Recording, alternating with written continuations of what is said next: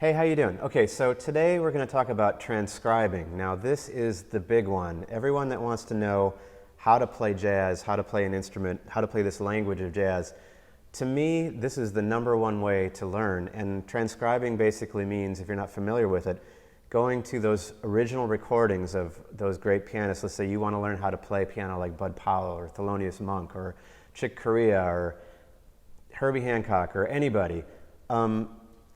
This is what I did. People want to know, well, what did you do? I'm actually teaching the process that I went through, and I sat down with the recordings. I didn't have any way to slow them down. I was talking about, this is like the mid-'80s when I was in high school doing this. There was no amazing slowdowner technology or anything like that. So I basically had a cassette recorder, which was great actually for transcribing because you could just, it was really easy to cue up. And basically I just learned everything at the regular speed. You just sit down with the recording. If it's like a solo, I'm going to demonstrate like a Bud Powell solo I learned when I was in high school on Parisian Thoroughfare. You really literally just sit down with the recording and measure by measure pick out what they're playing. And it doesn't matter to me. People say, well, should I write it out or should I do it by memory? It really doesn't matter to me. Whatever your process is, however you learn, everybody learns differently. But for me, I mostly wrote things down so I could look at them and remember them later. So what I did was a very kind of methodical process, and it's a bit tedious, but I think, like any good practicing, there's going to be periods where it's not exactly fun. It's going to be boring sometimes, but that's how you get good, right? Repetition, and slowing things down. So I'll show you what I did with this little bit of Bud Powell solo, and maybe this will give you some ideas to build on. I also want to just say that you should just use these ideas of mine as a jumping off point. Like, really don't just do what I did. Don't just do the Bud Powell solo. Actually, go with a recording and a pianist that you're really into. Start with something that you're interested in, and develop your own practice routines. The whole point of my lessons is to get you to do your own thing and learn how to become, learn how to practice, learn how to develop your own practice routines so you can, much more quickly get to your own thing. So I'll play a little bit of the tune Parisian Thoroughfare. I might kind of mess it up because it's been, I don't know, 35 years since I've tried to do this, but the tune is like.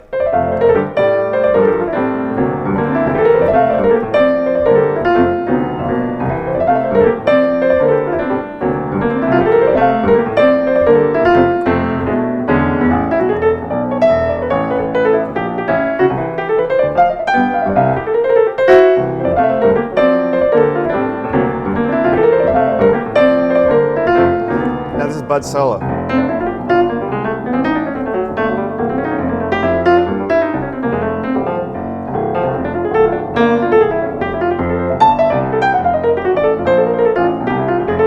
Right, so that's just the first 8 bars.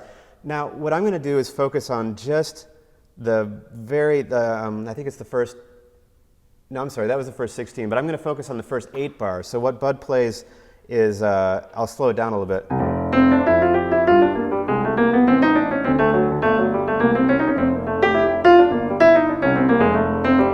Okay, so one thing before I get into working with the actual transcription is especially in the bebop idiom, the accents are really important. So sometimes when you see bebop solos, Charlie Parker or Bud or whatever transcribed, they just write the notes out, but they don't write the phrasing or the accents. And I think a really big part of this era of music was the syncopation and the accents, the dropping bombs, as they would say on the, the bass drum or the drummer where the snare drum, would be. And actually, if you look at players that get older throughout their lifetime, like for example, one example would be like when I used to see Oscar Peterson play later in his life. Sometimes all the notes weren't always there, but the accents were still there, and so your brain filled in the rest of the notes, and it was like you were hearing, the language and the style was intact because the syncopation and the accents were in the right place. Does that make sense?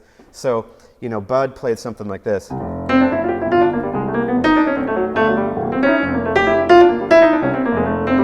Which is different from.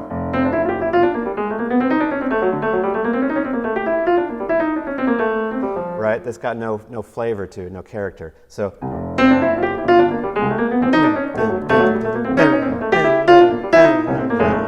So all that syncopation. So check that out. The first thing, that's a right-handed solo. The first thing you should do, I think, because a lot of people ask me, how do you build up your left hand? You know, if you're a right-handed pianist, how do you build up the so-called weak hand? Or if you're a left-handed pianist, how do you build up your right hand?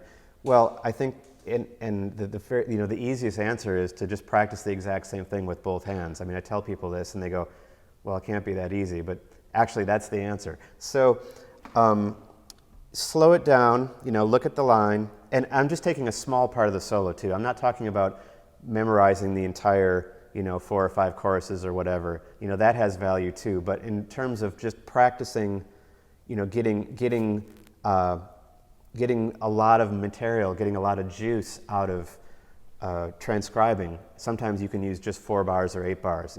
Just use a little bit and work with that as much as you can. So here's the line. I'm going to practice it with both hands.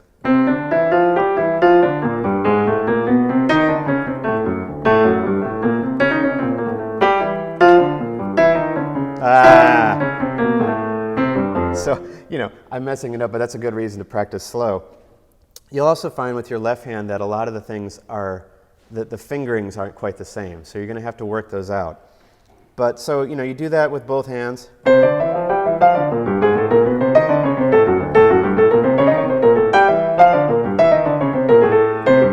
Now, the next thing is you take it through the keys.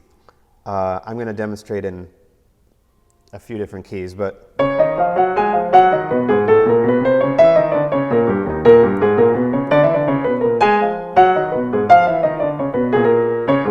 still keeping the accents in there, trying to keep the, the style and the vibe, bebop.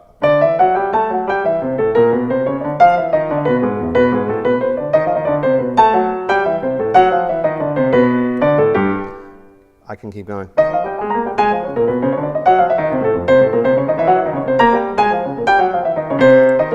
So, do the other 8 keys.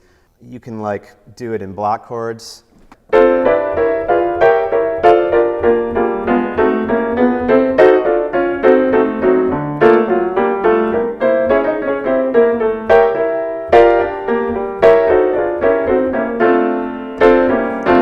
doing a fairly closed kind of voicing, so I'm playing everything within 1 octave. It's kind of like a saxophone section. You can also do the, this is not really a lesson on the block chords, specifically block chord techniques. This is just kind of showing you different ways that you can work with this transcription. What they call a drop 2 voicing.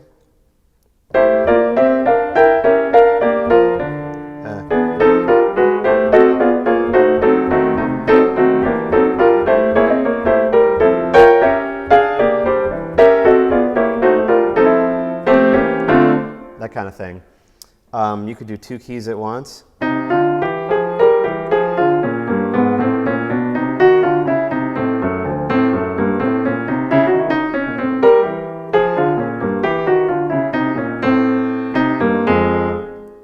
That kind of idea. Having all sort of open fourths spread across the piano. So.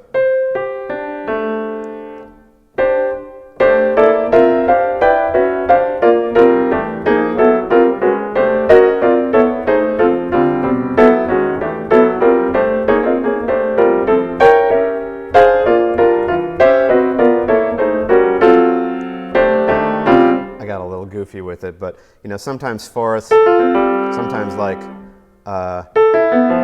those would be all fourths. This would be fourths with a third on top.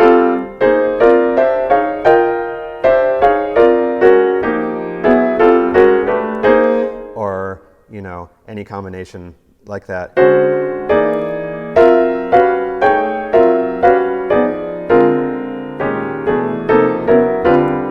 This actually kind of gets into arranging concepts and other things.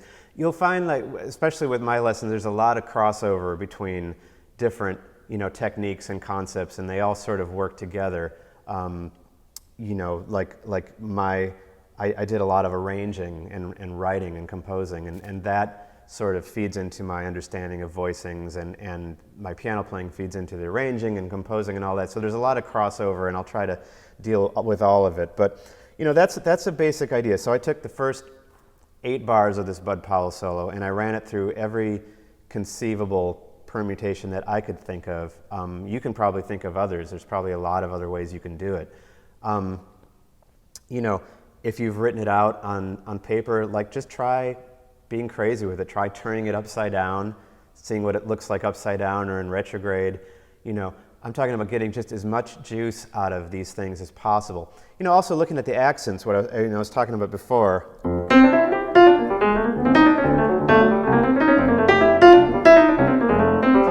You know, if I played it with just the accents without the notes in between, ah,